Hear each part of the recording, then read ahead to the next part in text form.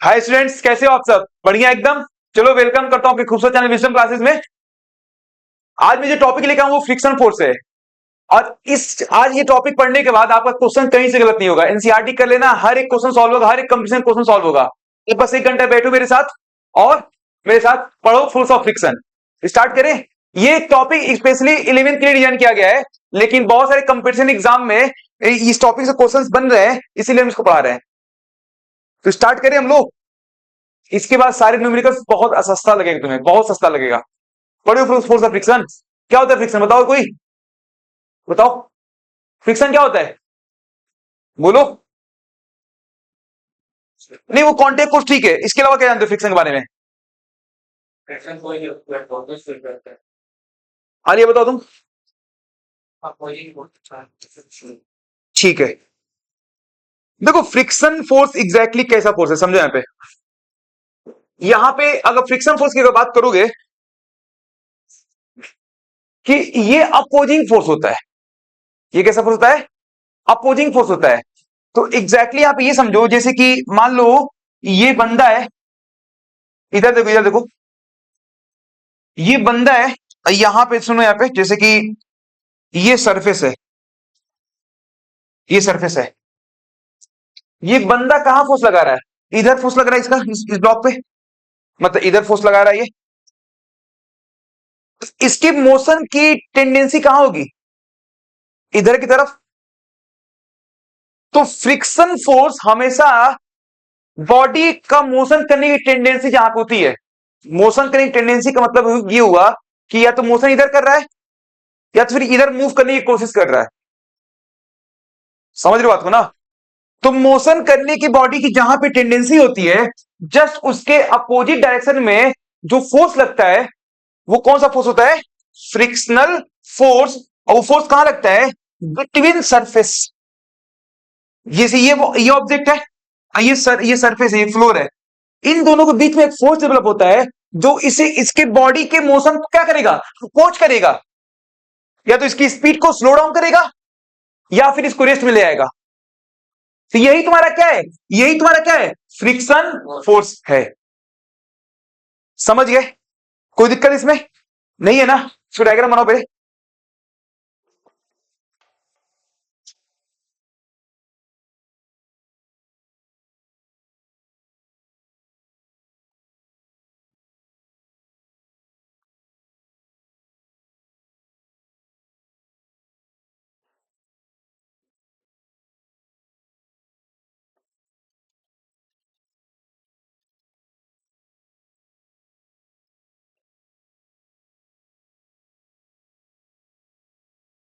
समझिए।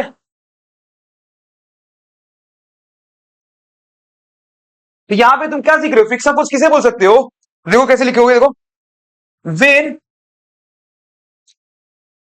To surfaces, when two surfaces contact with each other, तो क्या होगा? जब ये आपस में कांटेक्ट में आएंगे तो क्या होगा बताओ? then one surface then one surface tries to move other, to move, ऐसे लिखो, move on other surfaces। इतना समय है? समझो मैं क्या लिखा हूं? when two surfaces contact with each other, contact में है। फिर उसके बाद एक सरफेस क्या हो रहा है? इसके ऊपर मूव करने की क्या कर रहा है? कोशिश कर रहा है। क्या मूव करेगा भी तो फिर क्या होगा बताओ? बताओ। अब यहां पे क्या होगा? A force acts on, a force acts on opposite direction. क्या करेगा? Opposite direction. और यही फोर्स क्या है? This force is called friction force. कोई दिक्कत इसमें? समझ रहे हो मैं क्या कह रहा हूं ना? when two surfaces contact with each other, the one surface tries to move on other surface, a force acts on opposite direction, this force is called friction force। कोई दिक्कत इसमें? फ्रिक्शन फोर्स समझ आ गया अच्छे से एकदम। ये तो रही लिखा पढ़ी वाली बात। इंपॉर्टेंट पॉइंट फ्रिक्शन का ही क्या लिख सकते हो? अगर तुम फ्रिक्शन कुछ पॉइंट की बात करोगे, कुछ इंपॉर्टेंट पॉइंट की बात करोगे, तो फ्रिक्शन फोर्स के पॉइंट क्या होंगे बताओ? चलो को पहले बताओ, फ्रिक्शन फोर्स बारे में तुम क्या जानते हो? हमेशा क्या करेगा? मतलब जो क्या होंगे? अपोजिट डायरेक्शन में लगेंगे। तो मैं कुछ पॉइंट लिख रहा हूं, देख लो यहां पे, यहां से क्वेश्चंस बन सकते हैं, लिख रहा हूं मैं इंपॉर्टेंट पॉइंट्स। किसके लिए? फ्रिक्शन फोर्स के लिए इंपॉर्टेंट पॉइंट्स। देखो क्या क्या लिख रहे हैं हम। पहला पॉइंट ये है, friction always act opposite to the direction of motion. जहां समझ में नहीं बता देना, ठीक है? फ्रिक्शन हमेशा कहां लगेगा? हमेशा मोशन के डायरेक्शन के अपोजिट डायरेक्शन में लगेगा। कोई दिक्कत तो नहीं ना? It always act, it always act between two surfaces. ये सब क्वेश्चंस आए हुए हैं।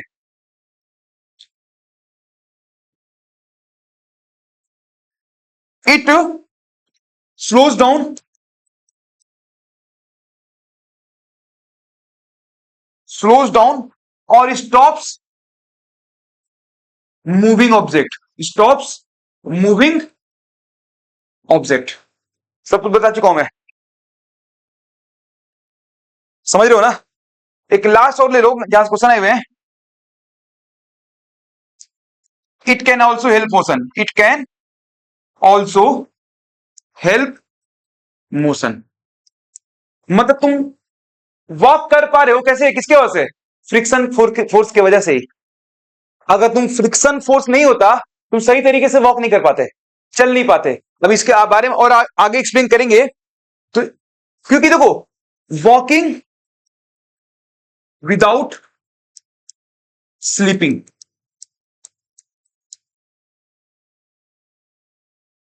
एक क्वेश्चन जरूर बनेगा। जितने पॉइंट्स में लिखा है ना, एक क्वेश्चन पक्का बनेगा, 100% बनेगा क्वेश्चन। लिख के ले लो फ्रिक्शन से। अगर फ्रिक्शन से क्वेश्चन आता है तो इन चारों पांच जो चार पॉइंट लिखा है फ्रिक्शन के लिए, इसमें से एक बनेगा क्वेश्चन। समझ में आ गया? एक बार फिर से देखो, मैं फिर से रिवाइज कर रहा हूं मैं तुम्हें। देखो, पहली बात तो फ्रिक्शन में हमने क्या समझा? ये एक अपोजिंग फोर्स है कि बॉडी की जहां मूव करने की टेंडेंसी हो रही है या फिर जहां मूव करने को कर रहा है, उसके अपोजिट डायरेक्शन में एक फोर्स डेवलप हो रहा है जो उसके मोशन क्या कर रहा है? अपोज कर रहा है। वही तुम्हारा क्या है? फ्रिक्शन फोर्स है। जब फ्रिक्शन फोर्स की बात कर रहे हो तो ये कैसा फोर्स है? ये हमेशा डायरेक्ट मतलब मोशन के डायरेक्शन के अपोजिट डायरेक्शन में लगेगा। दूसरा पॉइंट मैंने ये बोला कि ये कभी भी कहां लगेगा? जो दो सरफेस के बीच में जो कांटेक्ट में आ रहे हैं, उन्हीं दो सरफेस के बीच में फोर्स लगेगा। उसको हम क्या बोल रहे हैं? Friction force. जैसे कि यहां पे देखो, ये दोनों सरफेस कांटेक्ट कहां है? यहां पे है ना, तो बिल्कुल यहीं पे लगा तुम्हारा फ्रिक्शन फोर्स लगेगा। पहला पॉइंट क्या था? कि मोशन इधर कर रहा है, इसके अपोजिट डायरेक्शन में लग रहा है, फ्रिक्शन फोर्स। अब जाहिर सी बात है, जब अपोजिट डायरेक्शन में लग रहा है, इसका काम क्या होगा? या तो इसकी स्पीड को कम करेगा, या फिर बॉडी को रेस्ट मिलाने की जिम्मेदारी किसकी है? फ्रिक्शन फोर्स ही रहेगा। तो तुम बॉल ऐसे, तुम क्या करो, बॉल क्या करो, सरफेस पे से करके छोड़ रहे हो, धीरे धीरे क्या हो रही है? उसकी स्पीड कम हो रही है। स्पीड कम होते होते एकदम से जीरो हो रही है। ये कैसे हो रहा है? फ्रिक्शन फोर्स की वजह से, फ्रिक्शन फोर्स की वजह से। क्योंकि मूव तो आगे कर रहा है बॉडी, लेकिन रेगुलर बेसिस पे पीछे की तरफ फोर्स लग रहा है जो उसकी स्पीड क्या कर रहा है? कम कर रहा है। और एट लास्ट क्या कर रहा है? जीरो कर दे रहा है। तो बॉडी को रेस्ट में ले आना या फिर बॉडी की स्पीड को कम करना किसकी वजह से? फ्रिक्शन फोर्स की वजह से है। मेरे ख्याल से अगर फ्रिक्शन फोर्स नहीं होता तो साइकिल एक बार चला लोगे तो रुकेगा नहीं शायद। क्योंकि जब देखो, अगर ब्रेक नहीं मारो, अगर पैडलिंग एक बार करके छोड़ दे रहे हो और ब्रेक नहीं मार रहे हो, तो कुछ दिन देर तक चलेगा और क्या करेगा? रुक जाएगा। वजह क्या है? Friction force. अगर फ्रिक्शन फोर्स नहीं होता तो एक पैडल स्टार्ट चला दो, उसके बाद रुकेगा ही नहीं। smooth surface with triangle. समझ रहे हो बात को ना? उसकी हम बात करेंगे स्मूथ सरफेस और रफ सरफेस। समझ गए बात को? फील कर पा रहे हो फ्रिक्शन फोर्स क्या है? फ्रिक्शन फोर्स क्या समझ आ रहा है? अगर फ्रिक्शन फोर्स नहीं होता तो एक बात तुम क्या करो, साइकिल को चलाना स्टार्ट करो, उसके बाद तुमको पैडलिंग करने की जरूरत नहीं है। पैडलिंग रेगुलर बेसिस पे क्यों कर रहे हो? क्योंकि रेगुलर बेसिस पे फ्रिक्शन फोर्स लग रहा है जो बार बार स्पीड को डाउन कर रहा है। समझ गए ना? तो फ्रिक्शन फोर्स क्या है? तो अब फ्रीज करो, opposite to the motion, direction motion का जो भी डायरेक्शन होता है, मोशन का जो भी डायरेक्शन होता है उसके अपोजिट डायरेक्शन में फोर्स लगता है। फ्रिक्शन फोर्स कांटेक्ट फोर्स है, मतलब दो सरफेस के बीच के कांटेक्ट में लगता है फोर्स। ये क्या कर रहा है? बॉडी की स्पीड को स्लोज डाउन कर रहा है या फिर रेस्ट में ले आ रहा है। और लास्ट पॉइंट हमारा क्या था? देखो तुम होकर क्या रहे हो, तुम इस अच्छे से चल पा रहे हो। देखो समझे यहां पे, तब सरफेस बहुत ज्यादा स्मूथ है, बहुत ज्यादा स्लिपरी है, तो वहां पे इसका मतलब फ्रिक्शन की वैल्यू, फ्रिक्शन कम है। जब फ्रिक्शन कम है तो चलने में क्या हो रहा है? दिक्कत हो रहा है। अभी इसको होल्ड करो, इस पॉइंट को होल्ड करो, अभी हम आगे समझाएंगे। यहाँ पे इस पॉइंट को होल्ड करो, भी आगे अच्छे से समझाएंगे। क्वेश्चन करो, क्वेश्चन करो।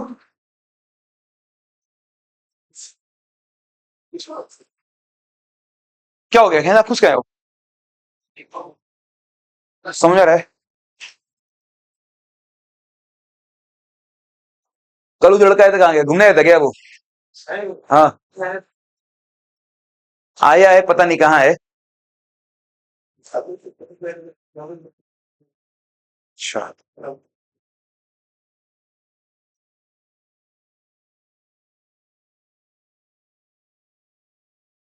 क्या हुआ? गफला कर दिया?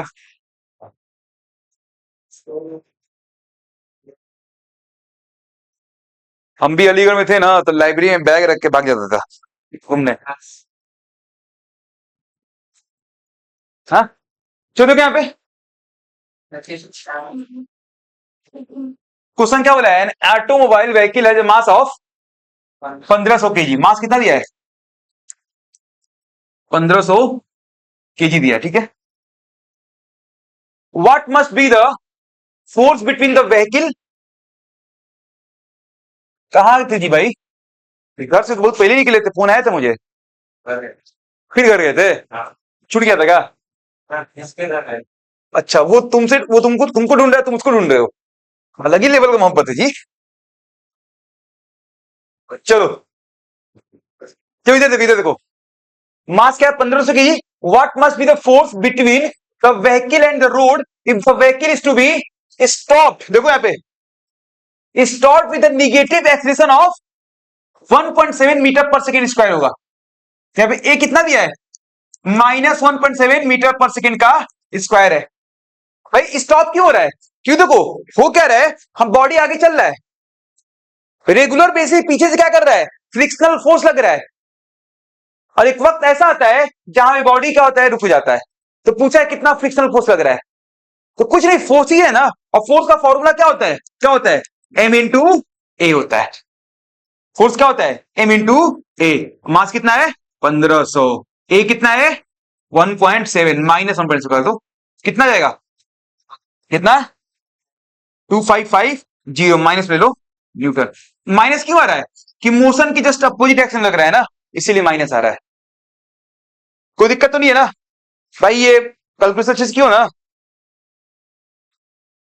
कोई दिक्कत? चलो इसको करो।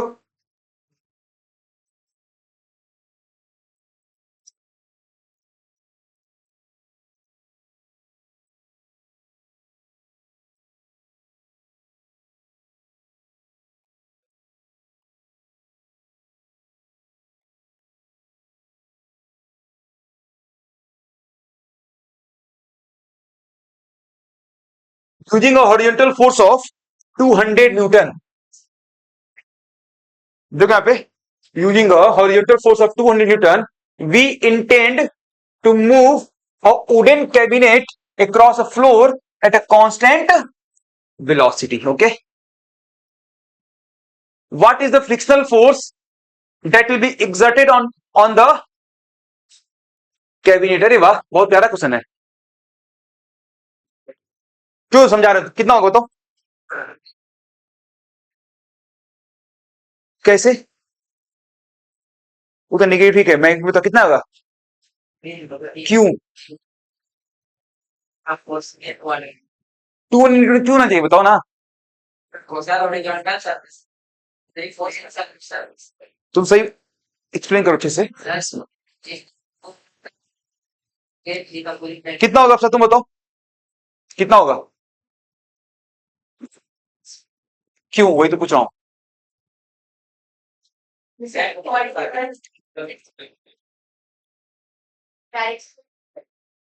क्वेश्चन क्या बोला है? क्वेश्चन ये बोला है कि एक हॉरिजॉन्टल फोर्स है 200 का, देखो इसी ये ब्लॉक है, ये ब्लॉक है, ये 200 से फोर्स लगाया रहा है।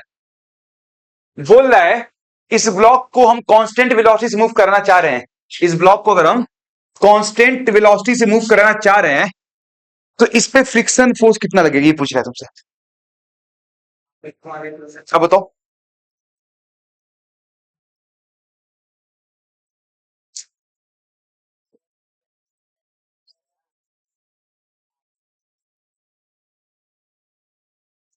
अच्छा बोल रहे हो, थोड़ा सा और अच्छे से बोलो, बोल नहीं पा रहे हो सही से। नहीं तुम बताओ, हमको तुमसे सुनना है। तुम बताओ आगे, बताओ तुम जी। आंसर 200 न्यूटन ही होगा, कंफर्म है। देखो कांस्टेंट वेलोसिटी का मतलब क्या हुआ, मतलब एक्सेशन क्या होगा? जीरो। एक्शन जीरो का मतलब क्या हुआ? फोर्स क्या हुआ? जीरो। अगर फोर्स जीरो करना है मैं, तो जब इधर 200 न्यूटन है तो फ्रिक्शन भी 200 न्यूटन लगना चाहिए, तभी तो एफ नेट केवल यहां पे जीरो आ जाएगा। बैलेंस फोर्स, जब बैलेंस फोर्स तभी तो कांस्टेंट वेलोसिटी होगा। तो आंसर क्या होगा तुम्हारा? आंसर क्या होगा? फ्रिक्शन फोर्स क्या होगा? 200 न्यूटन। हाँ, हर नेगेटिव तो डायरेक्शन बताता है, तुम कुछ जानते हो मोशन के अपोजिट होता है फ्रिक्शन फोर्स। हम तो मैग्नीट्यूड की बात कर रहे हैं। समझ में आ गया कि नहीं बता, कोई डाउट इसमें? टफ है क्वेश्चन, बोलो। टफ है नहीं ना? चलें आगे, चलो ये भी करो, अब ये कर देना वरना बहुत पीटेंगे हम। 20 मीटर पर सेकेंड, इसको हटाना पड़ेगा, सही कर दूंगा अगली बार से मैं।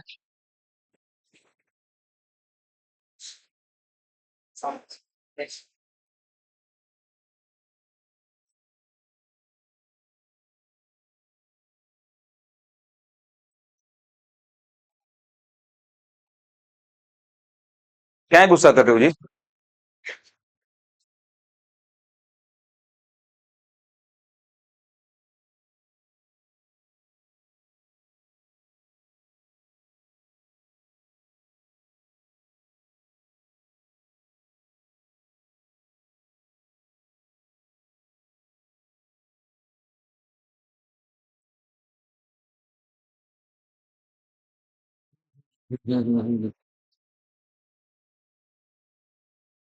यहाँ पे क्या करो ना, तो पहले एक्सेशन निकाल लो।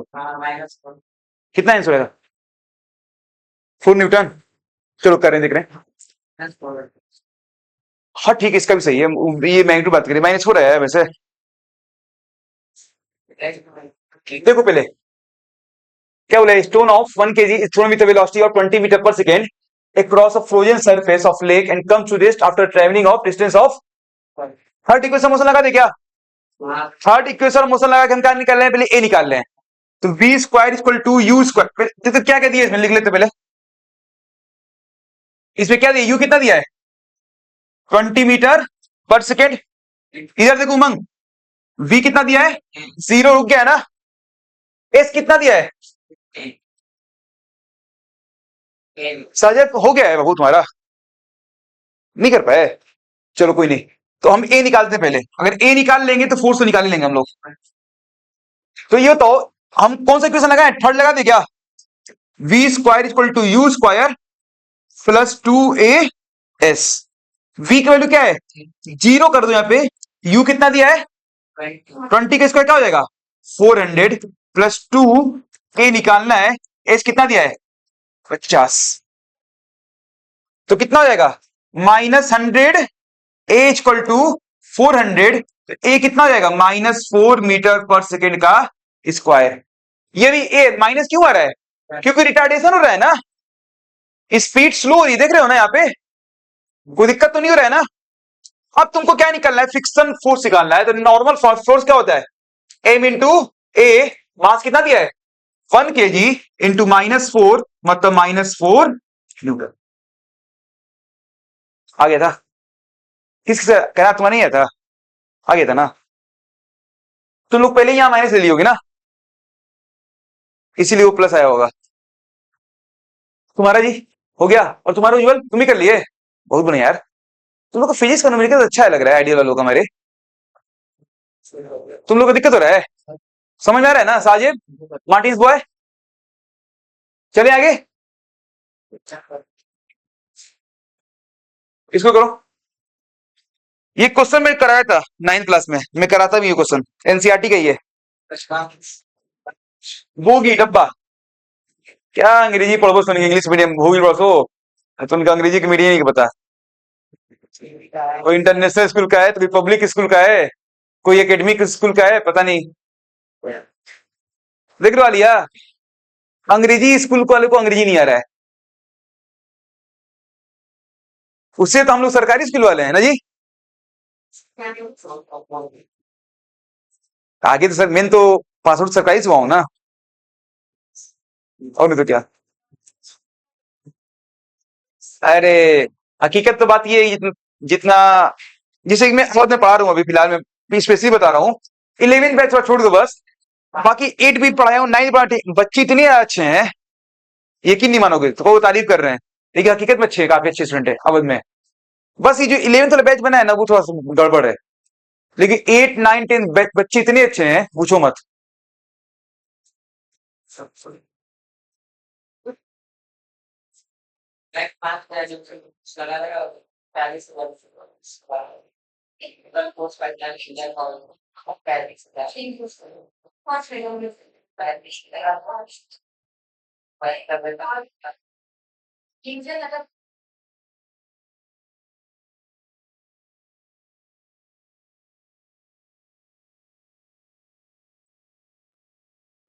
चलो देखो क्वेश्चन क्या बोला है, सुनो इधर, इधर सुनो।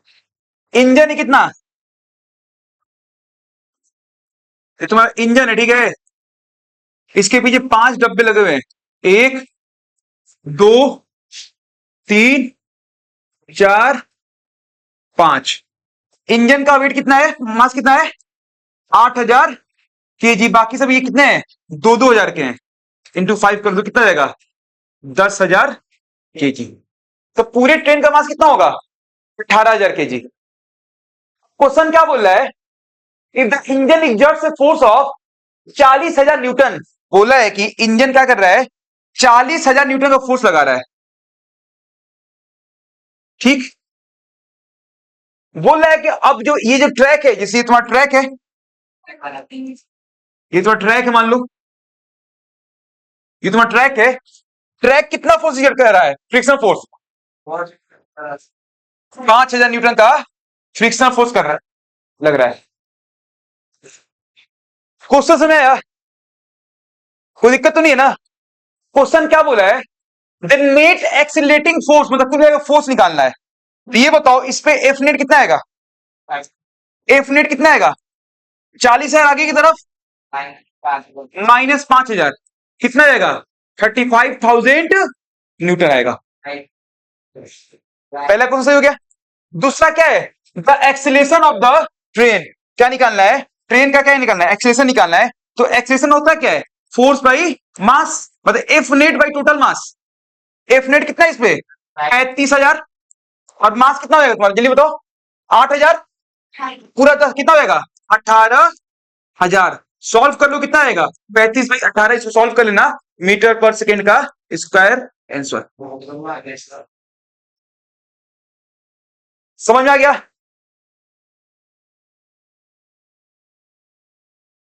तुम लोगों को फिजिक्स में सबसे ज्यादा दिक्कत होती है, कोई क्वेश्चन समझ में नहीं आता होगा, ये भी प्रॉब्लम होती है बहुत सारे बच्चों को। इतना समझो, जब 11th में जाओगे तो अब न्यूमेरिकल्स सॉल्व करने की हैबिट डेवलप कर लो। फिजिक्स को पढ़ाई जाएगी न्यूमेरिकल्स के बेसिस पे, तुम कहीं पढ़ लेना इंडिया में।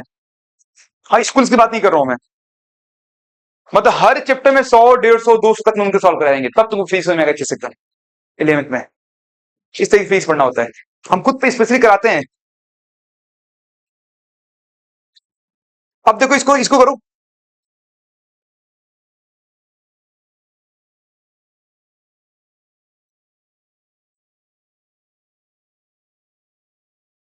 करो, ठीक है।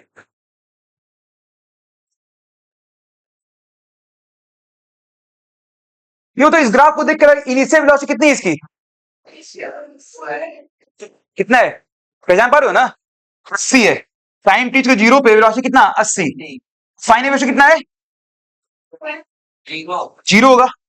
तो यहां पे यू कितना दिया है, 80 metre per second square. We कितना है, 0। सॉरी, ठीक, इतना मत ध्यान दो यार। और टाइम कितना है, 10 सेकेंड, ठीक है।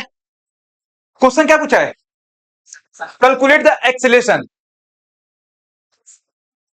एक्सेलेरेशन होता क्या है, v minus you by T. v कितना है, 0, u कितना है, 80, और 10 कितना आएगा, -8 मीटर पर सेकेंड का स्क्वायर। माइनस आना भी चाहिए, इधर देखो माइनस आना चाहिए ना, क्योंकि रिटार्डिंग है, वेलोसिटी डिक्रीज हो रही है, इसे माइनस आ भी गया।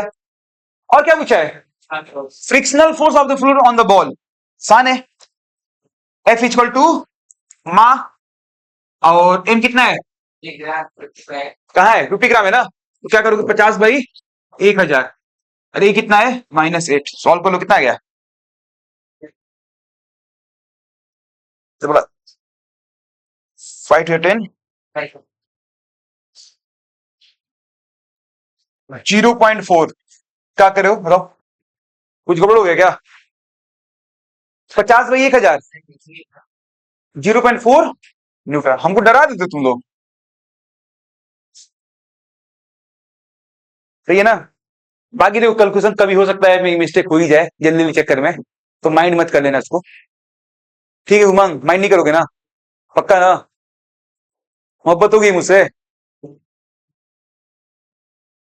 ठीक है। पीछे साकिर क्या हुआ, समझ में नहीं आ रहा है, तो खुश क्यों नहीं हो रहे हो तुम लोग, अब कितना खुश हो गए, कर चले आगे। अब देखो, अब आ गया मजेदार चीज,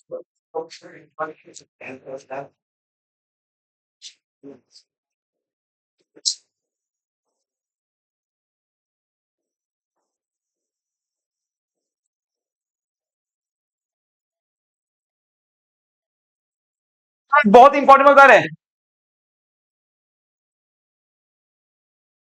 सर ये व्हाइट कलर को कैप्चर नहीं कर रही है, ऐसा क्यों, सही करना पड़ेगा इसको। देखो यहां पे ये क्या है, फैक्टर्स अफेक्टिंग फ्रिक्शनल फोर्स, कि वो कौन कौन से फैक्टर है जो फ्रिक्शनल फोर्स क्या कर रहे हैं, अफेक्ट कर रहे हैं। तो ये क्या है, फैक्टर्स अफेक्टिंग फ्रिक्शन, ठीक है, ठीक है ना। देखो यहां पे कौन कौन से फैक्टर है जो फ्रिक्शनल फोर्स को अफेक्ट कर रहे हैं। पहला कौन सा है, नॉर्मल फोर्स, कौन सा है, नॉर्मल फोर्स। और दूसरा कौन सा है, नेचर ऑफ द सब्सटेंस। अच्छे से देखो वरना फिर समझ में नहीं आएगा, क्योंकि 9th में यही पढ़े हो तुम लोग।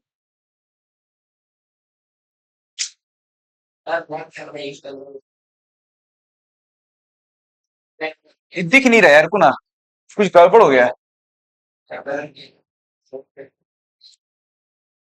देखो ये नॉर्मल फोर्स है, ये नॉर्मल फोर्स, कुछ तो मेरे गड़बड़ हुआ है कैमरे में, अरे पूरा ही ना ब्लैक है। अच्छा यार, तुम लोग नहीं रहते बताओ, हम यूट्यूबर नहीं बन पाते। वाह, वाह यार वाह, उमंग तुम कहाँ थे, 1 साल से तुम बहुत सुधर गए हो तब तक, कौन सा मजा ले रहे हैं, नहीं यार, तुम मोहम्मद वगैरह रहते ना,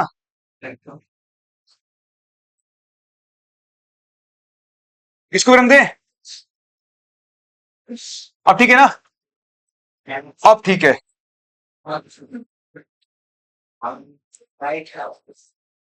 व्हाइट का व्हाइट कैप्चर तो नहीं कर रहा है नेगेटिव फैक्टर्स अफेक्टिंग। अरे साला बहुत मोटा हो गई।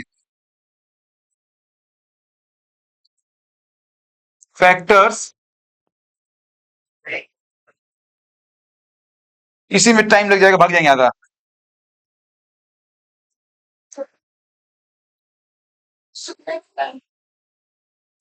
ये कुछ कैमरा में दिक्कत हो गया, क्या हुआ?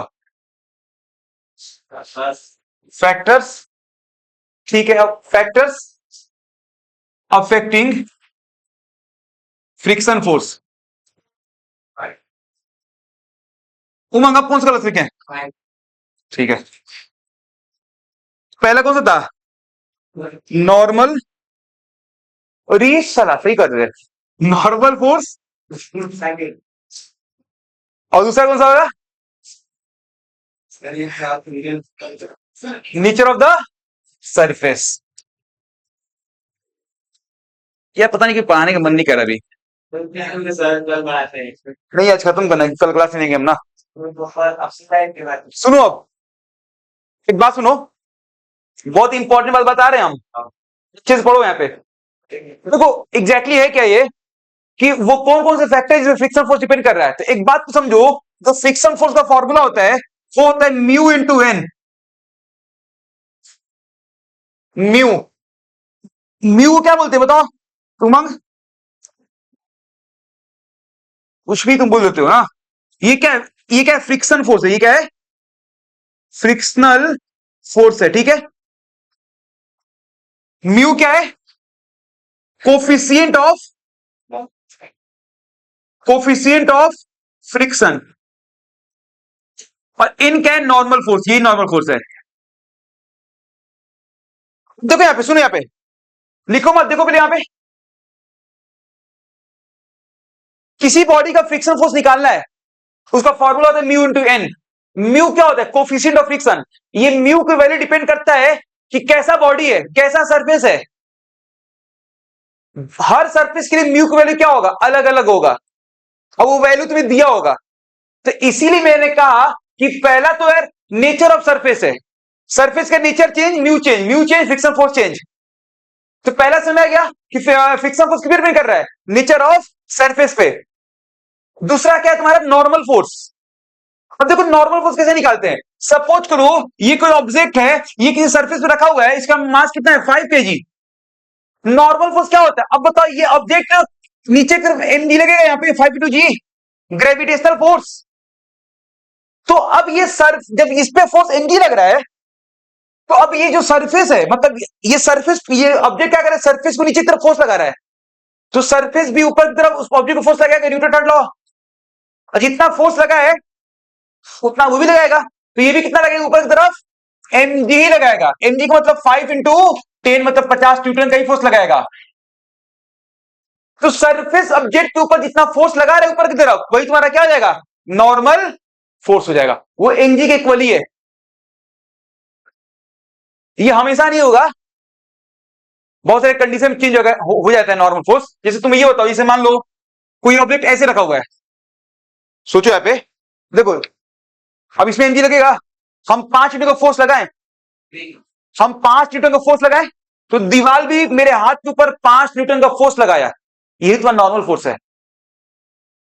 तो हमेशा एमजी के इक्वल नहीं होगा। हाँ, अगर सरफेस तो ऐसे रखा हुआ है, जैसे मान लो ये सरफेस है, ये 50 न्यूटन का फोर्स लग रहा है नीचे की तरफ, इसका इस हाथ का मास है 5 किलो मान के चलो, समझे?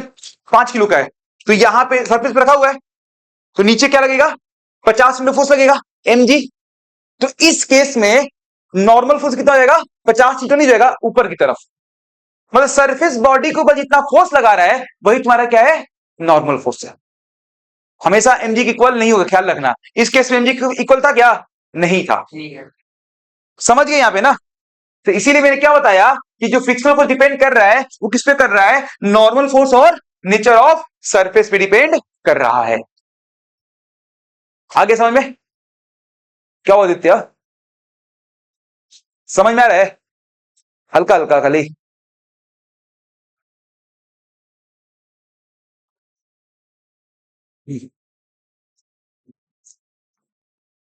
कोई दिक्कत इसमें? दिक्कत हो रही है? एक क्वेश्चन दे क्या? दे।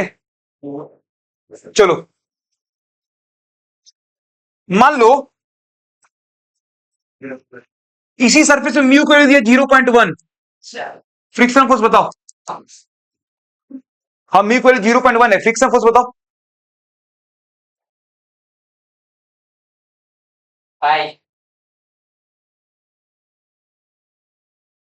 बताओ, इस क्वेश्चन में फ्रिक्शन फोर्स की वैल्यू बताओ। 0.5 कितना आएगा? कितना आएगा? तुम लोग कितना है? क्या फ्रिक्शन फोर्स होता क्या है? म्यू एन, म्यू की वैल्यू कितना दिया है? 0.1, एन कितना दिया है? 50, क्या होगा? 550 जाएगा। समझ गया ना? तो जो कोफिशिएंट ऑफ फ्रिक्शन है वो किस पे डिपेंड करेगा? नेचर ऑफ सरफेस पे। इसी तरीके से जो फ्रिक्शन की वैल्यू हो गया, क्या आ गया तुम्हारा? समझ गए ना? कोई दिक्कत तो नहीं हो रही ना? चले आगे, चलो। Types of friction, types of friction, ठीक है। ये स्लाइड अच्छा नहीं लग रहा है मुझे, ठीक है, मैं कुछ अपने हिसाब पढ़ाऊंगा इसको। हाँ, इसको मैं मिटा दे रहा हूं क्योंकि मुझे मजा नहीं आ रहा इसको देखकर। ये स्लाइड में गड़बड़ी आ गया है।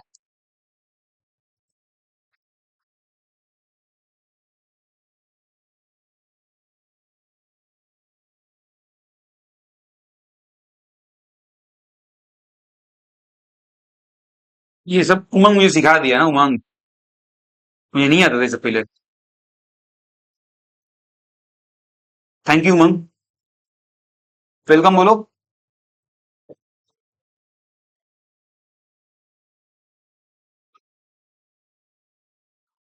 चलो, कहाँ चलना है? हस्तुओं में चुप हो गया बेचारा। क्या हो गया जी?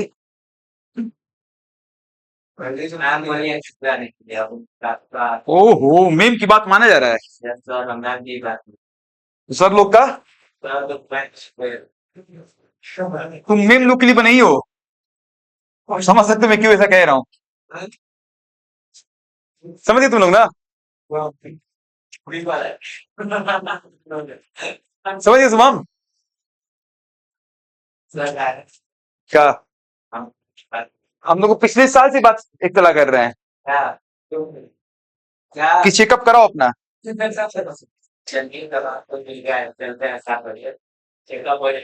हम करेंगे।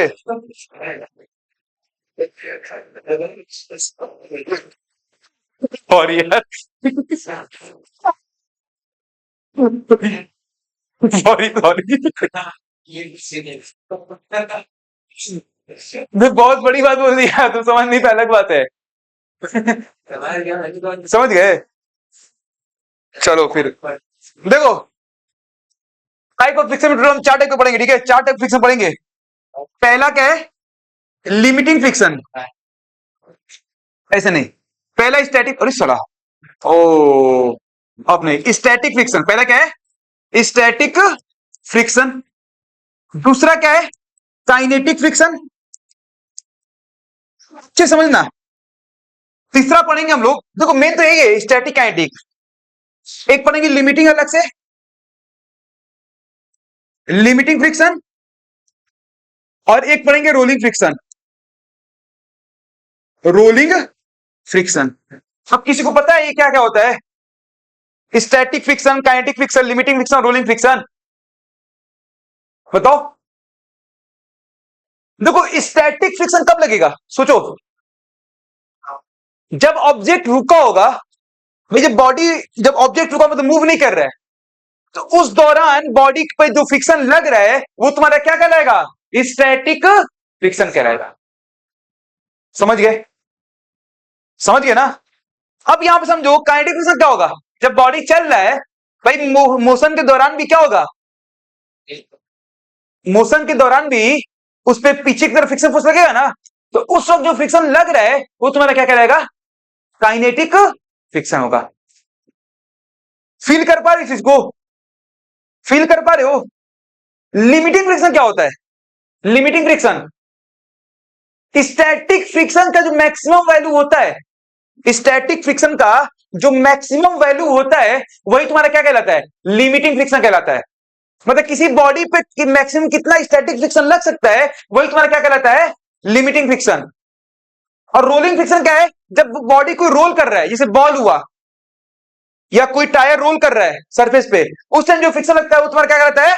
रोलिंग फ्रिक्शन रहता है। धीरे धीरे समझेंगे, घबराओ मत, अभी समझाएगा। तो हम पता स्टैटिक फ्रिक्शन के लिए क्या होता है? The friction which acts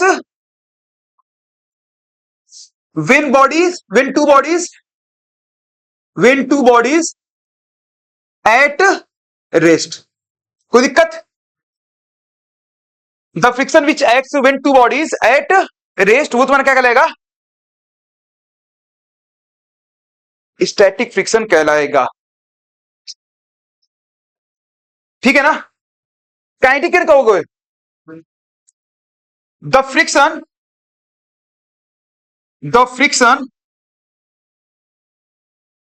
which acts when one body slides over other वो तुम्हारा क्या कहलाएगा? काइनेटिक फ्रिक्शन कहलाएगा। क्या राइटिंग समझ रहा है? नहीं आ रहा है? लिख के लाएगा पहले, क्या टाइप करके, लेकिन लिखने में फील आता है। कोई दिक्कत तो नहीं है ना? बताओ लिमिटिंग फ्रिक्शन क्या बोला था मैंने? लिमिटिंग फ्रिक्शन क्या था बताओ जी? The maximum value of static friction वो तुम्हारा क्या था? Limiting friction. रोलिंग फ्रिक्शन क्या था? द फ्रिक्शन विच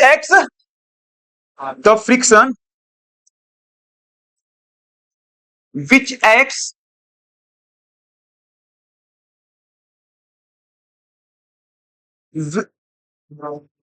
ऐसे लिखो, ऑन रोलिंग ऑब्जेक्ट, सही करो। द फ्रिक्शन विच एक्ट्स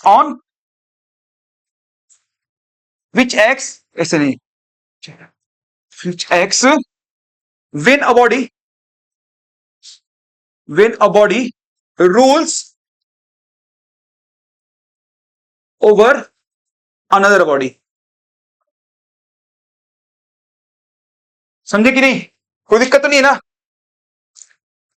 इसे एग्जांपल लिख सकते हो, इसके एग्जांपल क्या लिख सकते हो?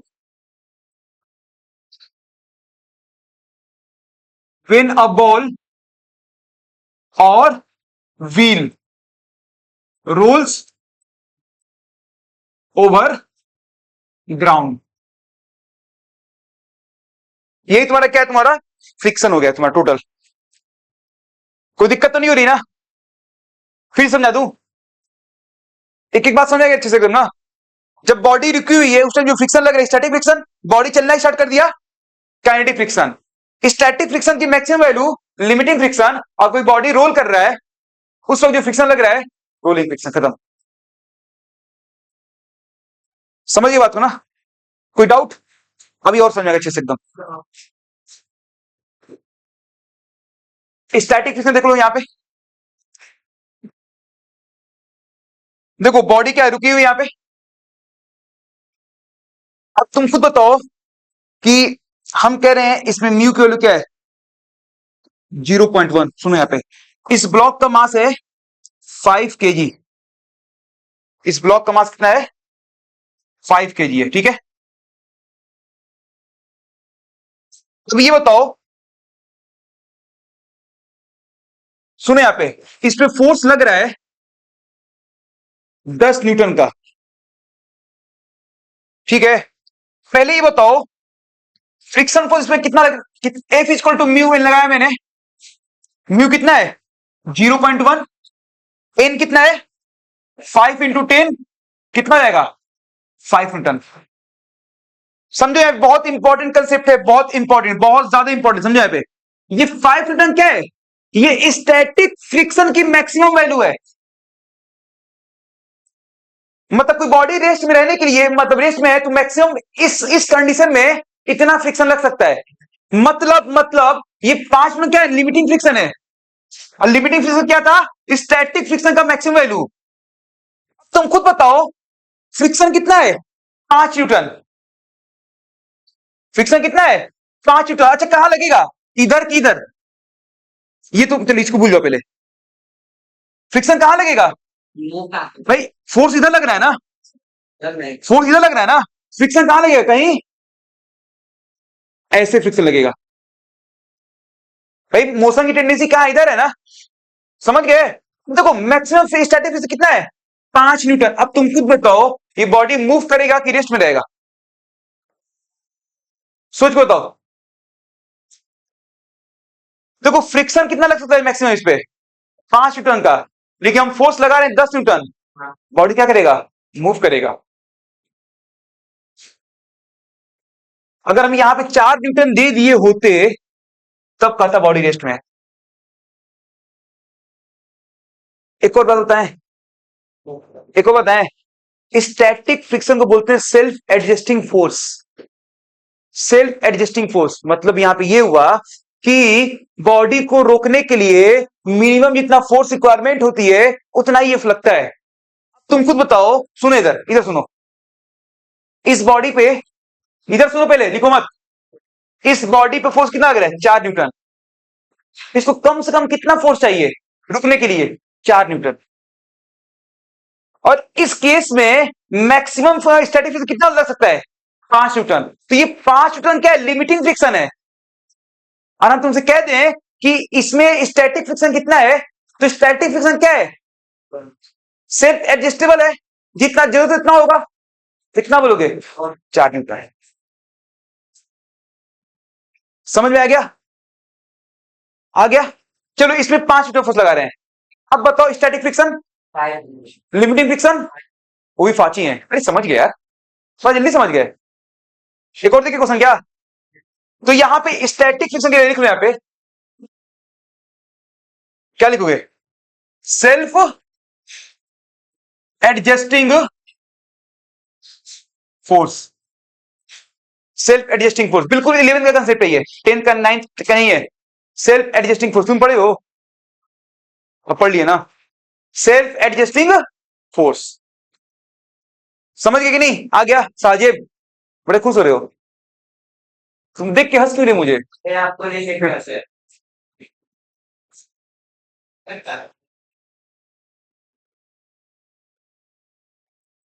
हम अच्छे नहीं है, हाँ अच्छा फनी नहीं है हम, फनी मतलब नाक पे वो लगा लें जोकर वाला, गधा।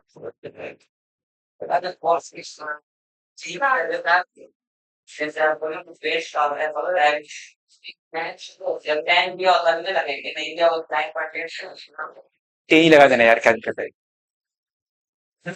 बाकी ऑप्शंस देख के सिलेक्ट कर लेना, बहुत माइनर से डिफरेंस आएगा ना एक आंसर में, तो देख लेना। अब एक्यूरेट 9.8 भी नहीं है, एक्यूरेट तो 9.8 भी नहीं है, 9.7 है। चलो देखो इधर 10 किलो को ब्लॉक है और यहां पे म्यू की वैल्यू दिया है 0.5।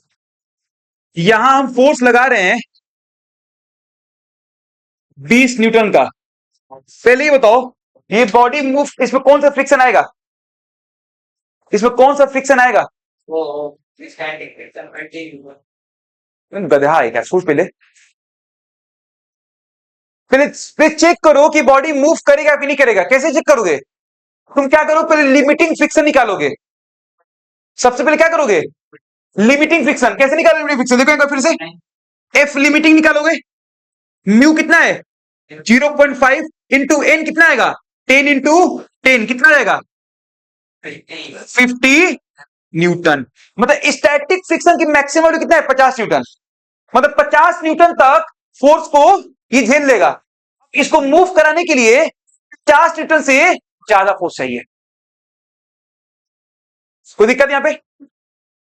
तो फोर्स कितना लग रहा है? 20 न्यूटन। मूव करेगा नहीं। बॉडी कितना क्या क्या रहेगा? रेस्ट में। हाँ बोलो। ये देखो, ये mg, ये 10 न्यूटन होगा mg, और ये क्या होगा? नॉर्मल जो इसी के इक्वल तो होगा mg के इक्वल, इसलिए मैंने क्या लिया? 10 इंटू 10 होगा। अब तुम खुद बताओ मैक्सिमम कितना है? 50 न्यूटन। ठीक है, कोई दिक्कत इसमें? तो यहां पे स्टैटिक फ्रिक्शन की वैल्यू कितना कितना लिखोगे? बताओ आखिर स्टैटिक फ्रिक्शन कितना होगा इसमें इसका? हाँ, 20 हो जाएगा। समझ रहे हो कैसे? सेल्फ एडजस्टेबल है ना ये। तो यहां पे फ्रिक्शन की वैल्यू कितना आएगा? 20 न्यूटन का हो जाएगा।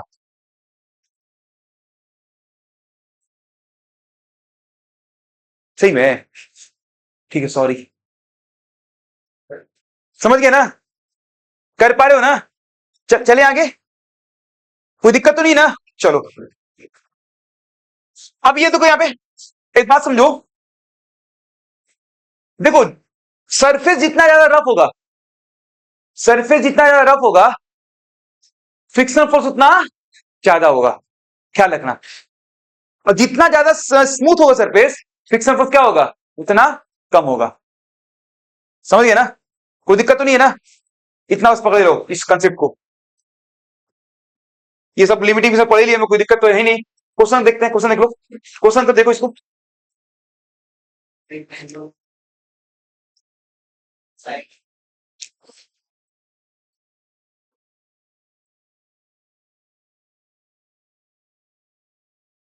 थक गए यार एकदम। क्या होगा? बताओ आदित्य, तुम तो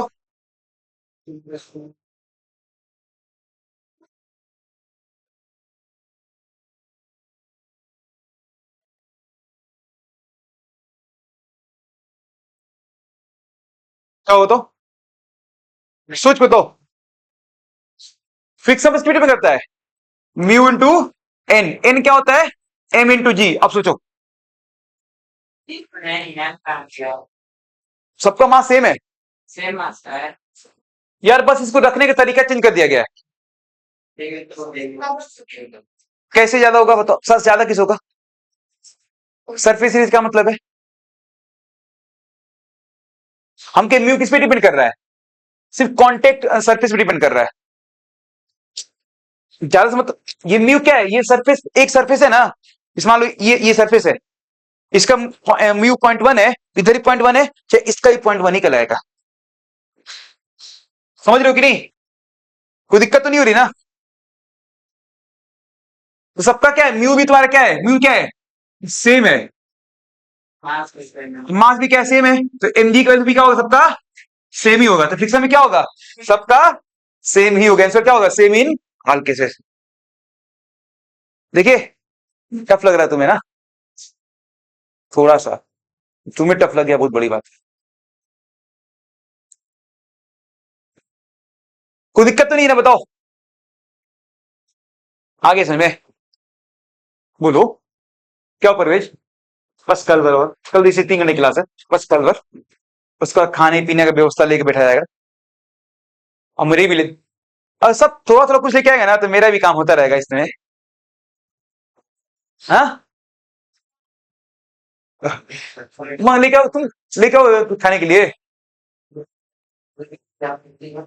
हाँ, कभी क्यों ला रहे हो? तुम गुस्सा गुजारा कर रहे हो?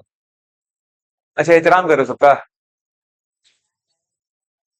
मंदिर गए थे ना, पता चला है मुझे। इसको करो।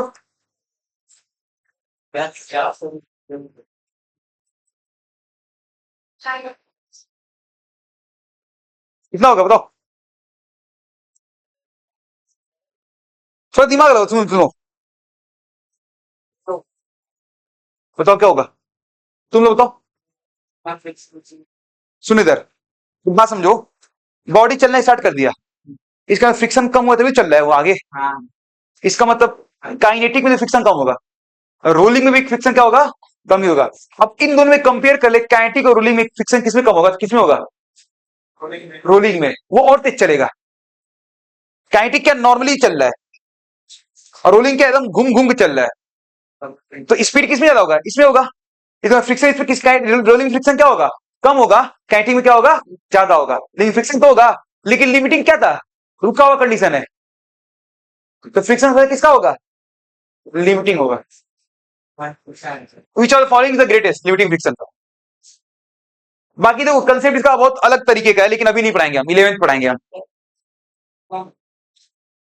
समझ रहे हो ना। इसमें म्यू का कंसेप्ट बताना होता है, लेकिन हम तुमको ये बहुत लॉजिकल अप्रोच से बताने की कोशिश किया है, और मुझे लगता है समझ में भी आ गया तुम्हें, आ गया ना, कोई दिक्कत, कोई दिक्कत तो नहीं ना। अब इसमें अरेंज करोगे, सबसे ज्यादा लिमिटिंग, फिर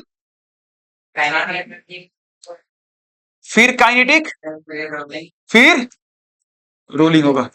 और लिमिटिंग क्या स्टैटिक ही है, स्टैटिक का मैक्सिमम वैल्यू है, समझ गया ना। चलिए आगे, इसको देखो, अब कर दो वही कंसेप्ट होगा, रफ सरफेस, सरफेस रफ ज्यादा, फ्रिक्शन ज्यादा। अब करो,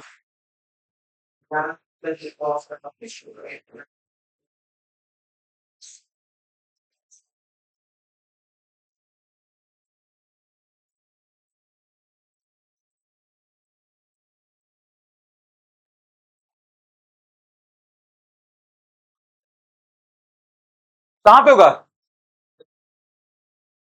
बताओ परवेश, साकिर, गुड मॉर्निंग, बताओ, साजिद बताओ, क्या होगा।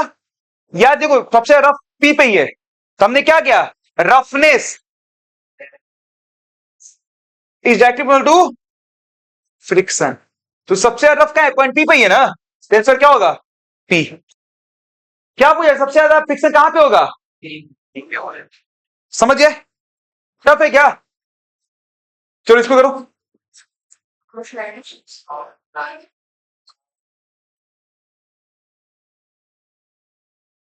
क्या होगा,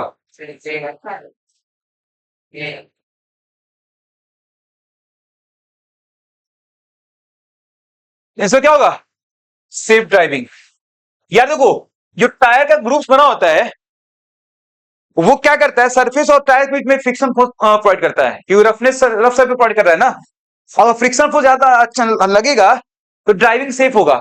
टायर चिकना ज्यादा हो जाता है तो स्लिप होने के चांस ज्यादा होता है, समझ रहे हो बात को ना। तो फ्रिक्शन कम हो जाता है वहां पे, जब फ्रिक्शन कम हो जाता है तो स्लिप करने का चांस बढ़ जाता है। तो ये तुम्हारा ग्रुप्स की ओर से हो क्या रहा है, तुम्हारा ड्राइविंग क्या हो रहा है, सेफ हो रहा है। कर पा रहे हो कि नहीं आदित्य, आ रहे समझ में। चलो ये बताओ,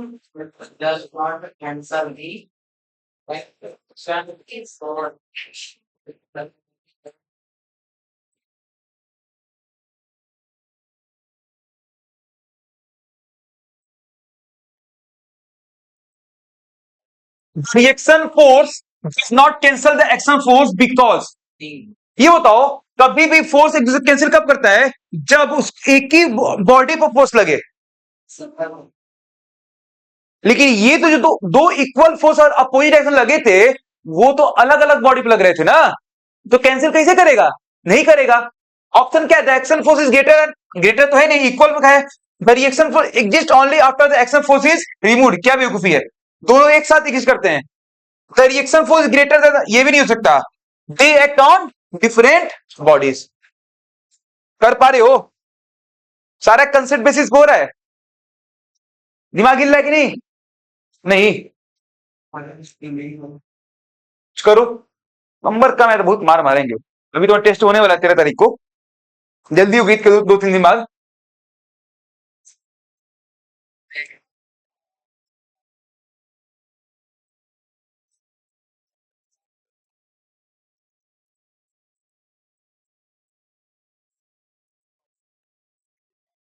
It is more difficult to walk on sandy road than on concrete road. The most appropriate reason for this is the sandy is grainy, but क्या बेवकूफ है, the frictional force between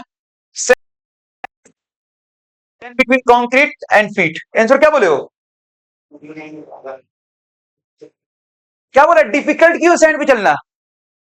क्योंकि सैंड में फ्रिक्शन कम है concrete की वजह से। और फ्रिक्शन कम क्यों है? क्योंकि पार्टिकल्स वहां फ्री हैं, तो सही से फ्रिक्शन डेवलप नहीं कर पा रहे हैं। तो फ्रिक्शन क्या है वहां पे? ओवरऑल कम है। कंक्रीट रोड पे फ्रिक्शन ज्यादा है, इसीलिए कंक्रीट रोड चलना क्या है? आसान है सैंड के मुकाबले। सैंड पे क्या सरकने लगेगा, फ्रिक्शन कम है। फ्रिक्शन कम क्यों हो रहा है? क्योंकि पार्टिकल्स एकदम फ्री है वहां पे। समझ रहे हो बात को ना? छोटे छोटे एकदम, तो फ्रिक्शन सही से वहां डेवलप नहीं हो रहा है, तो वहां पे चलना क्या है? मुश्किल है। तो आंसर क्या होगा? The friction between sand and feet is less than that between concrete and feet होगा। आगे पढ़ते हैं। The friction between sand and feet is more. गलत। Sand is soft and concrete is hard. सुनो पहले, दोनों तो हार्ड ही होते हैं ना, सही कह रहे हो। आंसर क्या होगा? बी होगा। समझ गए? तो इस तरीके से हमने ये चैप्टर को खत्म भी कर दिया। अब मेरी क्या समझ में आया होगा? 2 मिनट बैठ जाओ, पूरा रिवाइज कर दे। फ्रिक्शन फ्रिक्शन रिवाइज करेंगे सिर्फ, बाकी तो रिवीजन तुम्हारा है ही। देखो फ्रिक्शन क्या तुम्हारा, सुनो इधर। फ्रिक्शन क्या था? एक अपोजिंग फोर्स था जो बॉडी की मूव करने की जहां मूव कर रहा था, या फिर जहां मूव करने की टेंडेंसी था बॉडी का, उसके अपोजिट डायरेक्शन में एक फोर्स डेवलप हो रहा था। अपोजिंग फोर्स जो उसकी वेलोसिटी को डिक्रीज कर रहा था या फिर रेस्ट में आ रहा था, वही फोर्स क्या तुम्हारा था? फ्रिक्शन फोर्स था। समझ में आ गया? Friction force. फ्रिक्शन फोर्स के कितने टाइप के थे? 2 टाइप के। कितने टाइप के थे? सॉरी 4 टाइप मैंने बताया था ना। Static friction, kinetic friction, limiting friction और रोलिंग फ्रिक्शन। आगे समझ में? स्टैटिक फ्रिक्शन क्या था? अगर बॉडी रेस्ट में है और रेस्ट कंडीशन में बॉडी के ऊपर जो फोर्स लग रहे हैं वो तुम्हारे कौन सा हो जाएगा? फ्रिक्शनल, मतलब स्टैटिक फ्रिक्शन। बॉडी मूव कर रहा है उस दौरान जो लग रहा है वो कौन सा हो जाएगा? Kinetic friction. अगर बॉडी क्या कर रहा है बताओ? हाँ, लिमिटिंग फ्रिक्शन क्या था? मैक्सिमम वैल्यू स्टैटिक फ्रिक्शन का, वही तुम्हारा क्या है? Limiting friction. रोलिंग फ्रिक्शन क्या है? अगर बॉडी की सरफेस के ऊपर रोल कर रहे हैं, जैसे बॉल या फिर व्हील, उस दौरान जो फ्रिक्शन आ रहा है वो तुम्हारा कौन सा हो जाएगा? कौन सा हो जाएगा? Rolling friction. समझ में आ गया अच्छे से एकदम? अब फ्रिक्शन तुम्हें निकालना है, जैसे लिमिटिंग फ्रिक्शन कैसे निकालने थे? कौन फॉर्मूला से? F equal to mu into N. कोई दिक्कत? कोई दिक्कत तो नहीं है ना? समझ में आ गया फ्रिक्शन? बोलो ना। अगर रफ सरफेस का रफ ज्यादा तो फ्रिक्शन फोर्स क्या होगा? ज्यादा होगा। फॉर्मूला क्या है फ्रिक्शन का? Mu into N. म्यू क्या है? Coefficient of friction. किस पे डिपेंड कर रहा है? Nature of surface. एन क्या है? नॉर्मल। और नॉर्मल की वैल्यू कोई बॉडी पे रखा होता कितना आता था? एम इंटू जी आता था। समझ गए? तो फ्रिक्शन फोर्स किस पे डिपेंड कर रहा है? नेचर ऑफ सरफेस और नॉर्मल फोर्स पे कर रहा है। कोई दिक्कत तो नहीं है ना? इस तरीके से ये चैप्टर हमने खत्म कर लिया। उम्मीद है कि बहुत अच्छा भी लगा हो तुम्हें चैप्टर। अच्छा लगा उमंग? है क्या? हाँ, समझ में आ गया? देखो अब ग्रेविटेशन स्टार्ट करेंगे हम लोग नेक्स्ट टर्म पे। बाकी कुछ दिन की तुमने छुट्टी देते हैं, ठीक है? अगर वाकई में मेरे ऑनलाइन और बच्चों को समझ में अगर वाकई में आया तो प्लीज मेरे चैनल को शेयर करो, सब्सक्राइब करो, कमेंट करो, लाइक करो, सब कुछ करो। प्लीज सपोर्ट करो हमें। आगे जो चैप्टर ले आएंगे वो कौन सा होगा? ग्रेविटेशन होगा। Okay, thank you.